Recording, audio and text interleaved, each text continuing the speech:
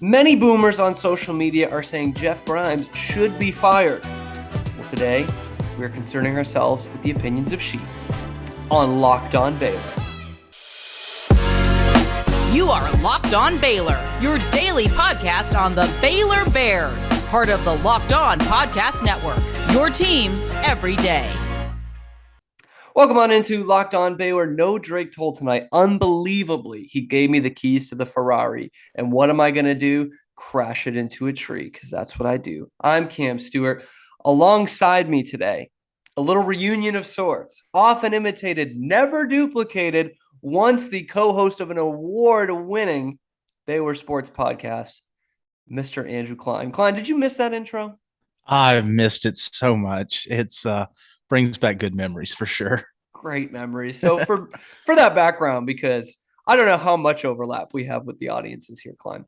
Klein and I used to host Don't Feed the Bears, which was the Baylor student-run athletics podcast back in 2018, 2019, our senior year. It was award-winning.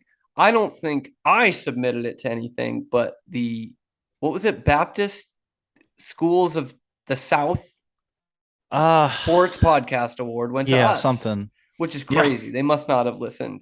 If you think I go off the rails on this show, imagine what it was like when it was my own show, which we're going to find out today. But Klein, you are an astute football observer. You also have your own podcast now, which is definitely more on the line than ours was. Why don't you tell the folks a little bit about it before we get going? Yeah. Buddy of mine, currently, we reside over here in the Southeast. I live over here in Mississippi. He lives over here in New Orleans. So we are lovers of college football. So what we wanted to do is create a podcast. It's called Nacho Average College Football Show. And basically what we're doing is each week or each episode, we're inviting someone on who is an alumni of a certain school. And we're talking about your average game day at that school. You know, we invited a couple friends on from Baylor, and we talked about what a game day environment at Waco looked like. We then went over to Texas Tech. We've done Texas A&M. We've got some good schools in the works, but just kind of going over. And it's and look, we're large individuals. We love to talk about food and eats, and then that's the thing. Well, that's like a part of college football. Exactly. We don't really dive a whole. We'll talk some of the football stuff, but we're not going to dive into the X's and O's. What happened this week? What happened last week? Like we'll have some fun with the football stuff, but it's mainly talking about the game day environments, where to go eat, where to go drink, where to go have fun in Waco. Saturdays in the fall on a game day, when they win, when they lose, like where are the fun spots to go to for sure? Getting that authenticity. Absolutely. Sure. And it's not no big names. We right. You're getting the bros. I like people. That. Yeah. Real authenticity. It's actually, I love the show. I had to tell Klein, I didn't actually remember the name of it because I click on it every time he puts it on his story. So I'm not actually searching for it.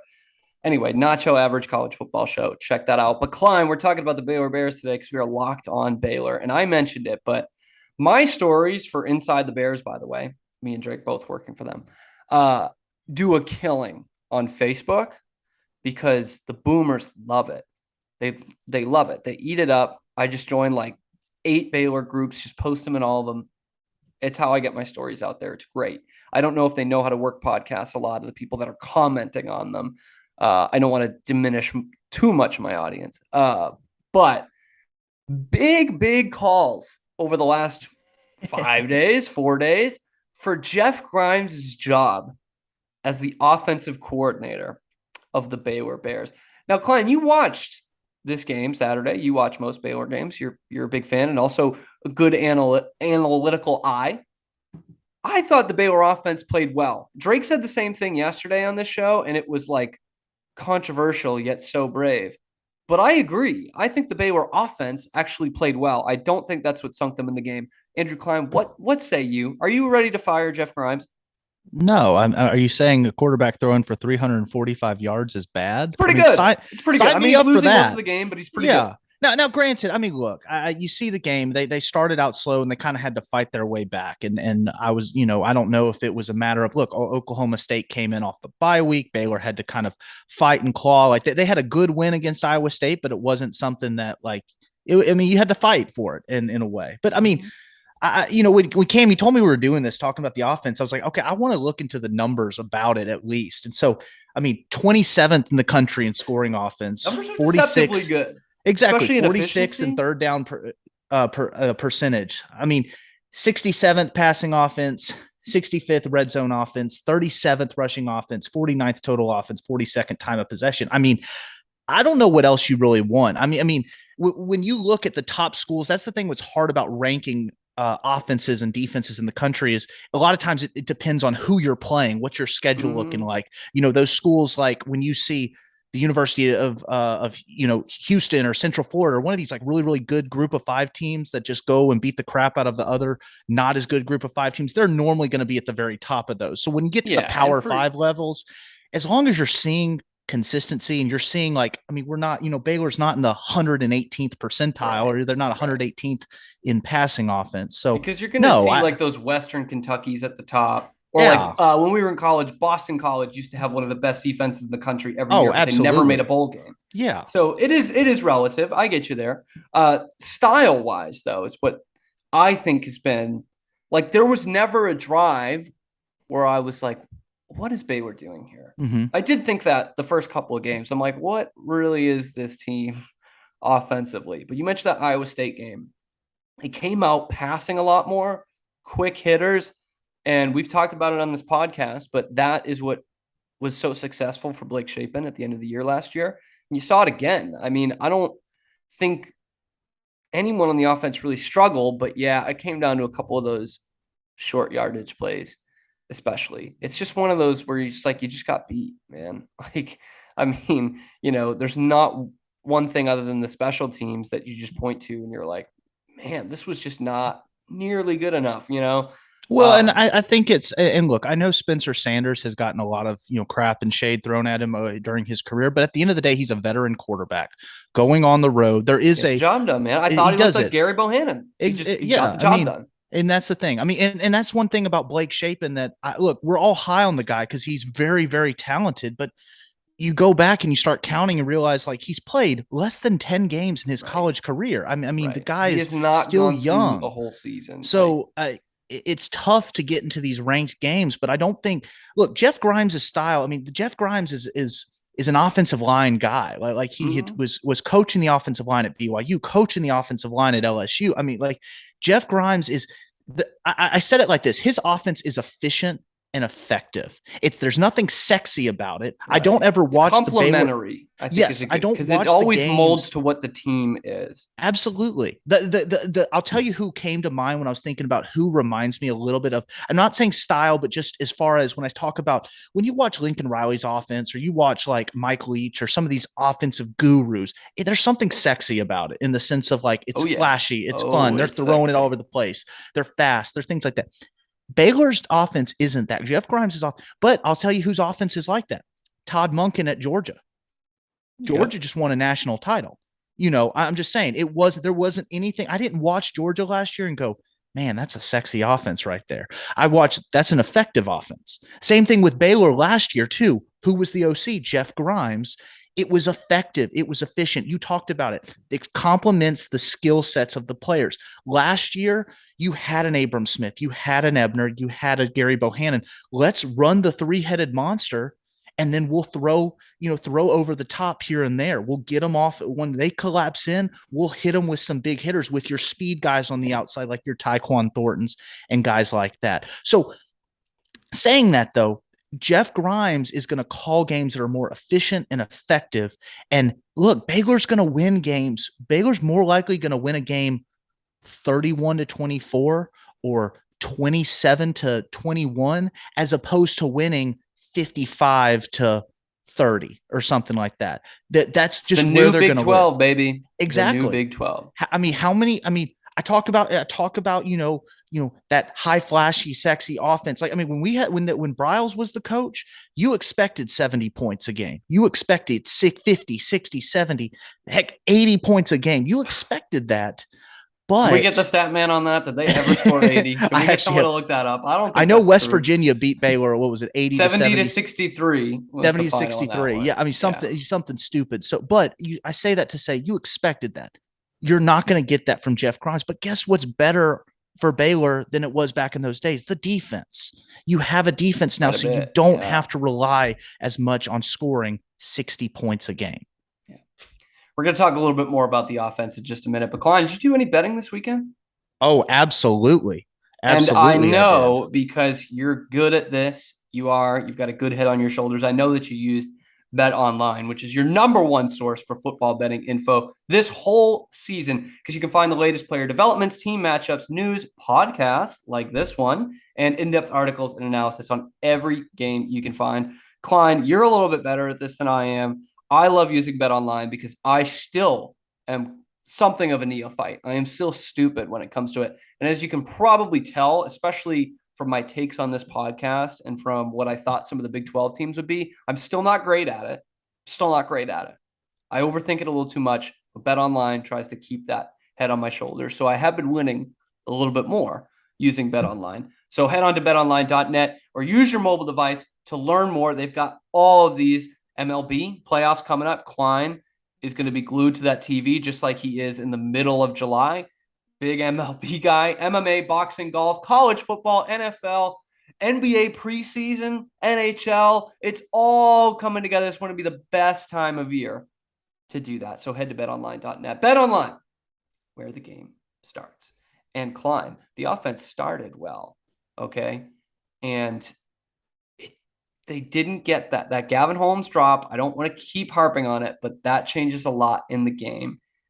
But looking back on the two big games this year, this being Oklahoma State this past weekend, BYU in week 2, how much more impressed were you this go around and against Iowa State as well versus what the offense looked like against BYU? Because that was one of those games where I was like, what the hell are we doing? Like, what is this a passing team? Is this a running team? I'll tell you what, they're just not an effective one.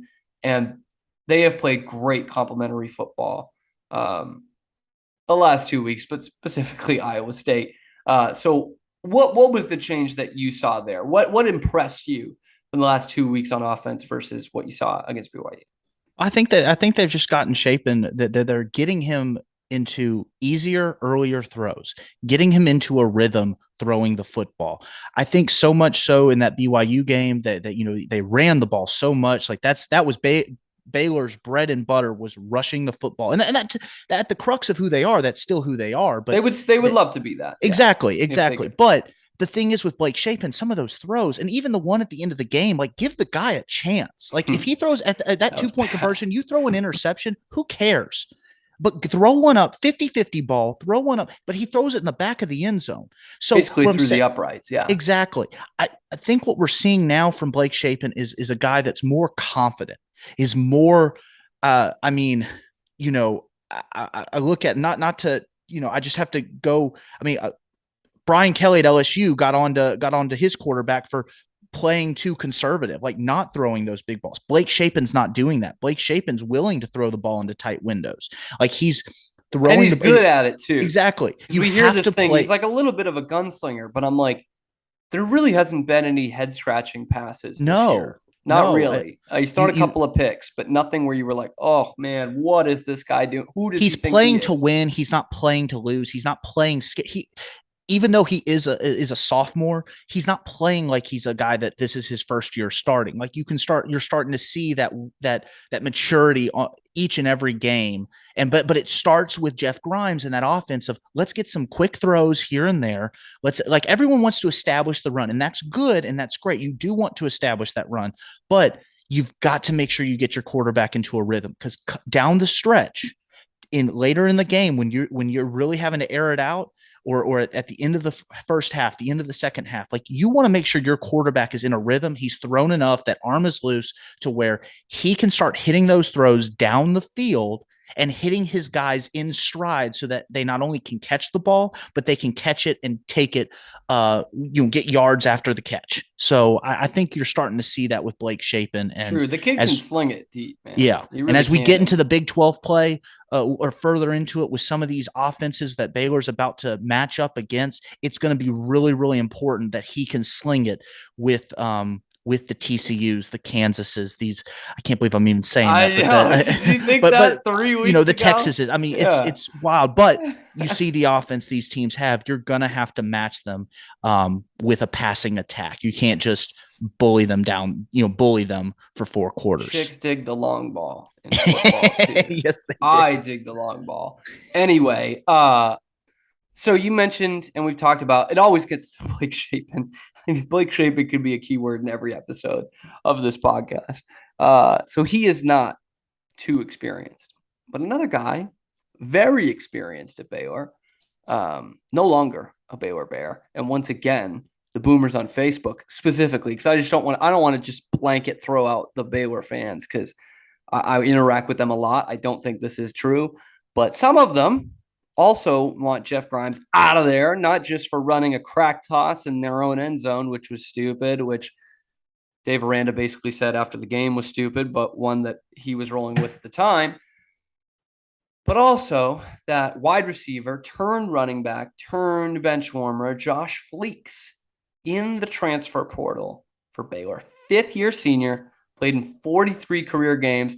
Klein, we were actually in college when he started his Baylor career. I know what my reaction was to hearing this news yesterday. I am interested to hear your honest, 100% honest reaction to Josh Fleeks entering the transfer portal yesterday.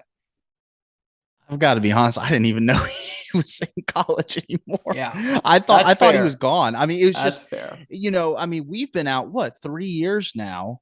A healthy one. Yeah. This is the 4th football season. Yeah, it's wild to think. But when I went back and I started to look at like what happened or what really, he just was a guy that got lost in the mix. I mean, you look at it. I mean, I went back. I was like, okay, well, he started in 18. I like started to do a deep dive into who was there. Well, I mean, 18, we had Jalen Hurd. You had Denzel Mims. In 19, it was Mims's team. But I'll tell you this, the guy that kind of supplanted him is actually employed by your New England Patriots, Tyquan Thornton. I mean, that was kind of the because guy that year, that's Thornton's sophomore year in 19. Yeah. He goes to the outside, and Fleeks is kind of in the slot, which is something they didn't really utilize. Brady's team didn't really utilize.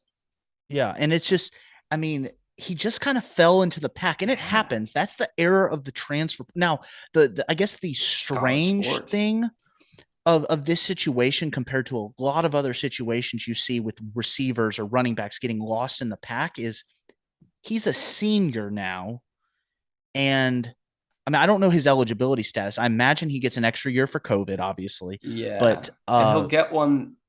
He'll get one because of the deadline, and I don't think he's appeared in 4 games. No. I mean, you were telling me before we on the here, he's only got 4 touches, so I don't. I wouldn't all imagine. in one game. Yeah, but so he probably still qualifies. But what I'm saying is, it's just really weird that he waited this long. And I mean, his decision, and that's the era you live in with the transfer portal. You're seeing guys leave schools for this school because you just don't get the touches. It's not a matter of winning as necessarily at this point anymore. It's just a matter of, can I see the field? Like, is Josh Fleeks going to play at Baylor? Probably not. He'd probably be better suited off going to a UTSA or some other Abilene school. Christian was the first one I thought of. You know who he reminds me of? And because we'll link this to baseball, because we always do with you. And I'll explain why for the viewers who don't want to dig too deep in this bag. Clay Buchholz. Buchholz used to pitch for the Red Sox. He was a first-round pick, big prospect. He got every chance in every situation. He was a backline starter. He was a frontline starter. He's in the middle of a good rotation. He went to the bullpen. He wasn't really successful in anything he did. And you remember the hype. You know, Josh Fleeks is a 4-star out of high school. So same kind of thing, comes in with a lot of hype. And you look back and you're like, Clay Buchholz's best season, he started half the year. He had like 10 wins. I look back at Josh Fleeks and I was a little surprised. 2019, I'm like, his best receiving season, he didn't even get 300 yards. Yeah, it was. I was like, and people are complaining. They're like, Jeff Grimes doesn't know how to use him. You know, I can't believe they're not drawing up plays for this guy. I'm like, for what? He doesn't have 700 career yards. They gave him a chance at running back because they had an open competition at running back. He got 3 carries the whole year. Like Sometimes it's not clearly the that coordinator's fault. Just right. because the And guy's got maybe stars to his name. it can also be a different, like it can be both in terms of like maybe he is better suited for a better offense. We got to remember he did play in 3 different offenses. One Yeah. of them was Larry Fedora, which doesn't even count. We don't count that It 2020 year. doesn't even count. That's the, another thing for you Jeff Grimes people who think he needs to yeah. be fired. 2 years ago, he had Larry Fedora running this Yeah. offense. But like clearly he's just not, it's probably not, the coaches see him every day. You know what I mean? I hate to be that guy because it is our job to kind of speculate to some degree. But like the coaches are seeing him every day and they say he's not fitting in here or we have someone who can do this better. I don't think they're not drawing up plays for him because they want to lose the game, is what I'm trying to say. Like clearly, for whatever reason, again, it could be a mutual thing. Maybe he is just better suited somewhere else. And all the best. Wish him all the luck in the world. But like, what are we crying over here? First off, we've done just fine the last year and a half in terms of the football program. And people are up in arms saying that Grimes needs to be fired because Josh Fleeks is leaving.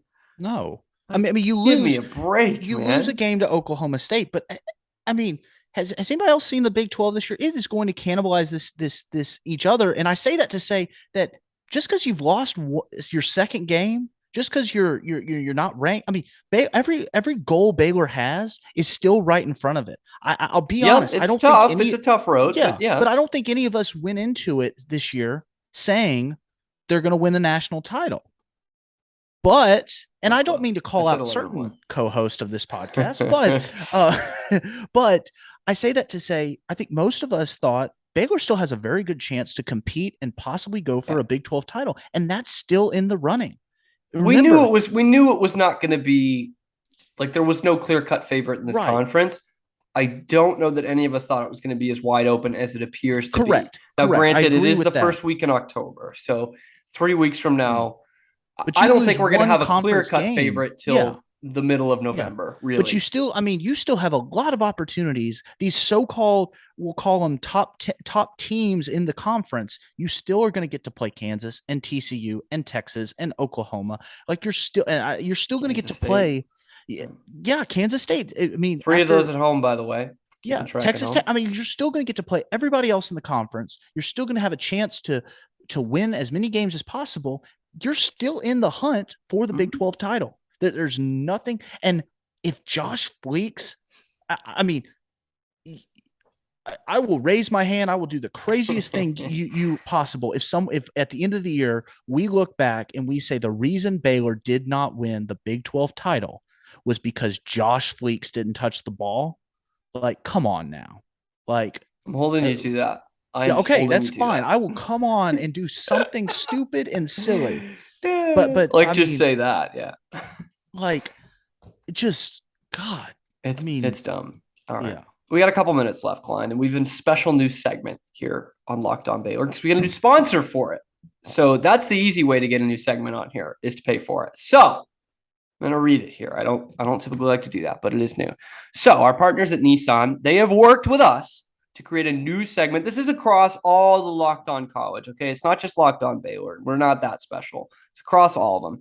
And so it's titled Thrilling Moments. And what we're doing is we're highlighting some of the most exciting plays from this weekend's Baylor game or throughout the history of our alma mater. So this week's thrilling moment for Baylor, I am turning it to Andrew Klein because we went to college at the same time.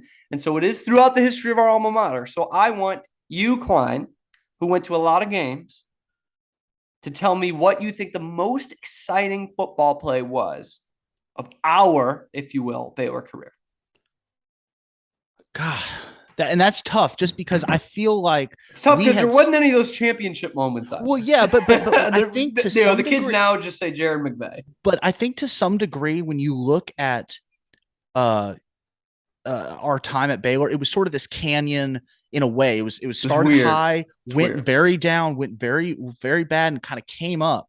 So my moments, I'm looking just at when I was a student. Obviously, I have come back for a couple games that were really good and really fun. I'll give you two, same season, real quick. But the big one I'd probably say is Denzel Mims against Oklahoma State 2018, back of the end zone, like that. And that just felt like such a crucial. I mean, when it ends up being a humongously crucial game, because you're 6-6 at the end of the regular season, like that's a deciding moment to go to a bowl game or not. But then you're in the bowl game. Baylor's finally back after the 1-11 season, after all the turmoil. Matt Rule gets us back to that bowl game, and I just Blake Lynch with the interception in the Texas Bowl. Like that was such a great bowl game. And you just didn't know. That was a great way to go out. Keyshawn Vaughn was running all over the place. Like, oh my gosh, is Vanderbilt going to beat us? Like that. It was a good Vanderbilt team. And like, what are we going to do? And Blake Lynch seals it with the interception at the fourth quarter. And it felt like Baylor is not necessarily back to new heights, but Baylor's back to relevancy. Baylor's back to the good graces in a way of college football fans and media. And like, so it just was a good uplifting moment that led to the Sugar Bowl appearance the next year, which was great. So that segment has been inspired by the thrilling new designs featured across Nissan's new lineup of vehicles. So pursue what thrills you with the new Frontier, the Armada, or Pathfinder today, available now at nissanusa.com. Thank you to Nissan for that. But yes, I agree with the Denzel Mims one too. That was Baylor was down 10 in the fourth quarter of that game. And this is homecoming, by the way, which is great. Mm-hmm. But we're also like counting, okay, which one of these are wins, which one of them's not. And this was like a toss-up game, toss-up play. Awesome. The first Sailor Bear helmets back then, that was great. Climb, before we go out, we just got a couple more minutes here. Speaking of Denzel Mims, speaking of wide receivers in the NFL, I really thought Denzel Mims was going to be a playmaker in the NFL. I thought we are done with kind of the Bryles guys, no route trees. We're done with those. This guy is good with the contested balls. He has a pro route tree. Like, he excelled with a couple different quarterbacks. I was in. Not like all pro, but I was like, this guy is going to be a good NFL receiver. A Jamison Crowder type. Mm-hmm. I was wrong. So far. As we're also in year 3. I think, Klein, Tyquan Thornton is going to be a good NFL receiver. And I'm mentioning that because he comes off the IR officially this week. He might not play this week against the Lions in those beautiful 80s throwback red uniforms the Patriots are bringing back. So I just want to get your thoughts, Klein, because you've been better at this than me in the past in terms of seeing what guys are going to be good in the NFL. What say you about Tyquan Thornton? I like the speed. I mean, the speed on the outside. You can't teach that. No, I mean, that's the thing. I think to some degree you hit on it. Baylor receivers in the past, it's so wide open. I mean, but you don't get that press coverage that you see when you get to the NFL. But a guy like Tyquan, as they've changed the offense, as the Big 12 has evolved and changed their defensive structure, you look at a guy like Tyquan, the speed is there. I haven't really like tried to dive into skill set. I mean, I'm just trying to think of some guys like a Santana Moss or something like that, or just some guys that are insanely fast. Pierre Jackson. I'm probably getting some guy. Did I say Pierre Garçon? Pierre Garçon. That's the one I was thinking. Pierre Jackson, the Baylor point guard. But Pierre Garçon, like just those guys on the outside, those burners. And I think he's a better like prototype than I've made the comparison before to Corey Coleman. Yes. Like Corey Coleman, a lot of us were like, I just don't know that this translates over to the NFL, but he's such a freak athlete. Maybe it's worth the first round pick. The Cleveland Browns thought so too. But you look back at the tape and you're like, I see it's to use the Patriots again. They had to pick between Rick Mirer and Drew Bledsoe in the 93 draft. And Bill Parcells just said, I've watched the tape. Drew Bledsoe's made all the throws that we want. Tyquan Thornton makes all the catches. Yeah. All the different kinds of catches. Nothing against Corey Coleman. He was an excellent college receiver.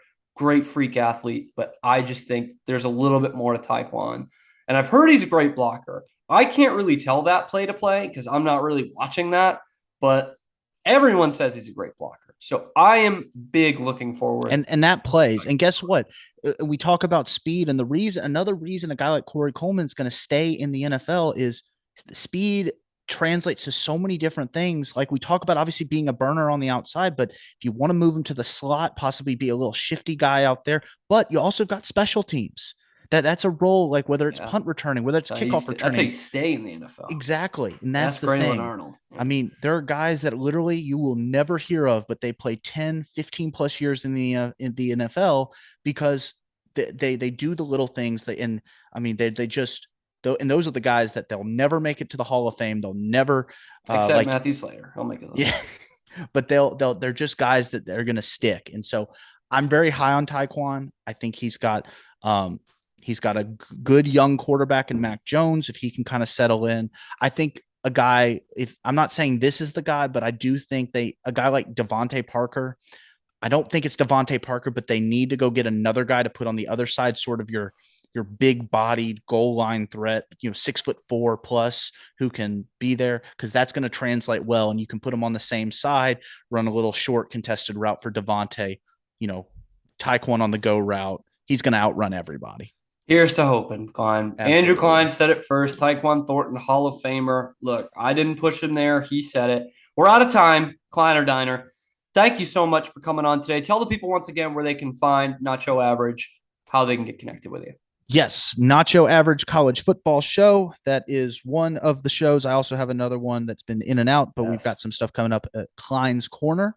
Fun stuff, especially with the baseball playoffs coming up. So, tune in. It's a lot of fun stuff going on, but I'm a big fan of the Locked On Baylor podcast, what Drake and Cam are doing. Big stuff as well. So all good works coming out of the airwaves. Well, proud tradition of Don't Feed the Bears is leading to good things. Hey, yeah, that's Drake is a Don't Feed the Bears as well. Exactly. Took the reins from us. Yes. Anyway, Drake's going to be back tomorrow. Don't y'all worry. Don't y'all unsubscribe. Hit that subscribe, follow button. Follow us on Twitter. Follow Drake and I both at Inside the Bears. That's at Inside the Bears _ and InsideTheBears.com. Fine. Thank you so much once again. This has been Locked On Baylor.